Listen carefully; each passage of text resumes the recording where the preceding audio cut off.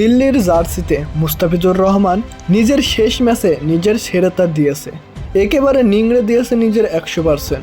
তাই তো দিল্লির হয়ে মুস্তাফিজুর রহমান দিল্লির বোলারদের দিকে তাকিয়ে সবচেয়ে এগিয়ে মুস্তাফিজুর রহমান, সবচেয়ে কম রান খরচা করেছেন মুস্তাফিজুর রহমান, সবচেয়ে ডট বল দিয়েছেন মুস্তাফিজুর রহমান।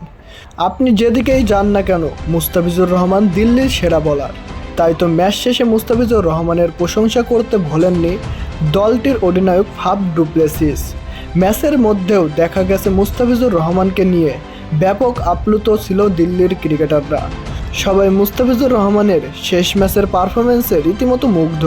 শুধু আজকের এই ম্যাচ নয়, এর আগের 2 ম্যাচেও মুস্তাফিজুর রহমান দারুণ বোলিং করেছে। তাই তো ম্যাচ শেষে ফাফ ডু প্লেসিস বললেন, মিচেল স্টার্ক চলে যাওয়ার পর মুস্তাফিজুর রহমান সেই অভাব বুঝতে দেননি। আজকের ম্যাচেও ছেলেরা দুর্দান্ত বোলিং করেছে, বিশেষ করে মুস্তাফিজুর রহমান সে দুর্দান্ত। মুস্তাফিজুর রহমান যেভাবে ডমিনেট করেছে তা সত্যি অসাধারণ।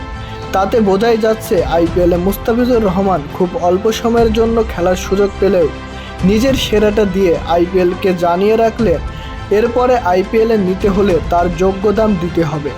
আইপিএলের নিলামে বাংলাদেশের ক্রিকেটাররা বরাবরই অবহেলিত, তবে এবার মুস্তাফিজুর রহমানকে নিতে 6 কোটি রুপি খরচ করতে হয়েছে দিল্লি ক্যাপিটালসকে, শুধুমাত্র 3 ম্যাচের জন্য। আর 3 ম্যাচেই মুস্তাফিজুর রহমান দেখিয়ে দিয়েছেন কেন তাকে 6 কোটি টাকা দিয়ে দিল্লি ক্যাপিটালস নিয়েছে। প্রিয় দর্শক, পরবর্তী আইপিএলে মুস্তাফিজুর রহমান কত টাকায় বিক্রি হতে পারে তা জানিয়ে দিন আমাদের কমেন্ট বক্সে।